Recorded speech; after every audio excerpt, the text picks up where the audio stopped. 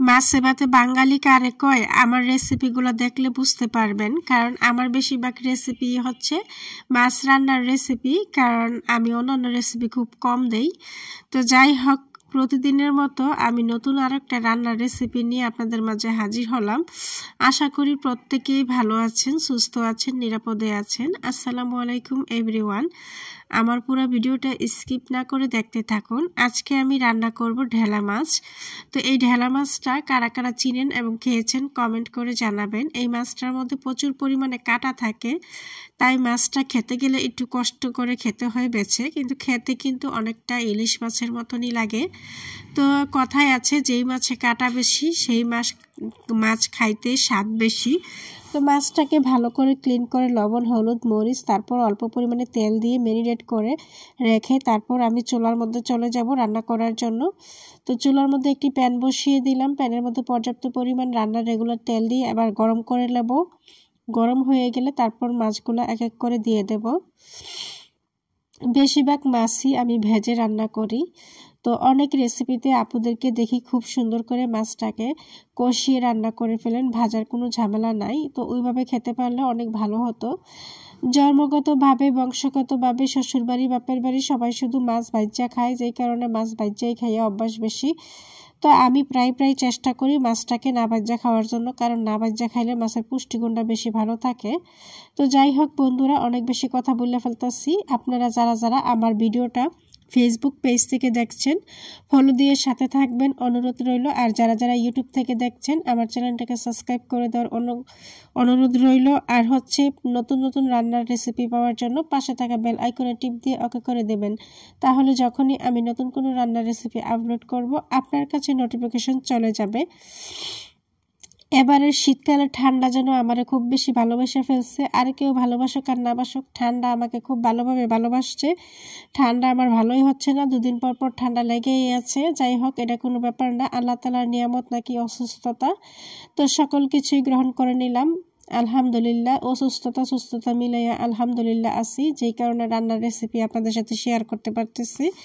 তো মাছগুলো ভাজা হয়ে গেলে আমি উঠাইয়া নিচ্ছি। উঠাইয়া নিয়ে তারপরে আরেকটা প্যান বসিয়ে দিলাম, মাছ ভাজার তেলগুলো দিয়ে দিলাম, সাথে আরও অল্প একটু তেল দিয়ে দিলাম, দিয়ে পেঁয়াজ কুচি, সামান্য রসুন কুচি দিয়ে লাল করে ভাজা তারপরে একটা টমেটো কুচি দিয়ে দিলাম। আমার কাছে মাছ বোনার মতো টমেটো কুচিগুলো আস্তে থাকলে ভালো লাগে না খেতে, এটা টেস্ট আমার ভালো লাগে না। তাই আমি টমেটো কুচিগুলোও পেঁয়াজের সাথে তেলের সাথে একদম ভাজা করি, এত গইলা গেলে তারপরে আমি এখানে দিয়ে দিচ্ছি স্বাদ মতো লবণ, 1 চামচ পরিমাণ হলুদের গুঁড়া, 2 চামচ পরিমাণ মরিচের গুঁড়া, আধা চামচ পরিমাণ ধনিয়া গুঁড়া, আর দিয়ে দিচ্ছি আধা চামচ পরিমাণ জিরা গুঁড়া। এই মশলাগুলো হালকা একটু ভেজে নেব 30 সেকেন্ডের মতো, বেশি ভাজলে পুড়ে যাবে। তারপর অল্প পরিমাণে একটু পানি দেব, পানি দিয়ে তারপর মশলাটাকে কষিয়ে নেব। আমরা সব গৃহিণীরাই জানি যে মশলাটা কষিয়ে নিলে রান্নাটা অনেক বেশি মজা হয়। এই ঢেলা মাছ আমি যখন বাপের বাড়িতে ছিলাম, ছোট থেকে বড় হয়েছি, আমি কোনোদিনও খাই নাই।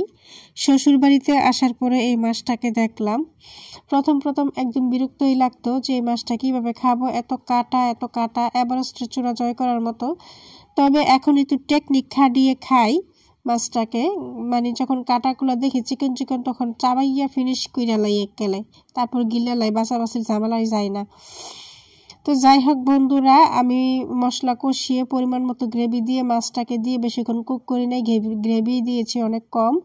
তারপর 5-6 মিনিট কুক করে নিচ্ছি। এরপর দেখলাম লবণটা একটু কম হয়েছে, 1 চিমটি লবণ দিছি, মানে খুব বেশি কম হয় নাই। তারপর একটু ধনিয়া পাতা ছড়াইয়া দিলাম, দিয়ে আর কি রান্না তো হইয়ে গিয়েছে। আমরা হচ্ছে মাছ ভুনা ফ্যামিলি, মাছ বেশিরভাগ ভুনাই খাই, তরকারি দিয়ে রান্না করে খুব কম খাই। যদি তরকারি দিয়ে খাই সেটা আমি এবং আমার মেয়েরা, তো সেই জন্য কম রান্না হয়। আমার শ্বশুর শাশুড়ি খায় না বিদায় প্রত্যেক দিন তো আর আলাদা করে তরকারি রান্না করা যায় না একই ফ্যামিলির মানুষ হয়ে।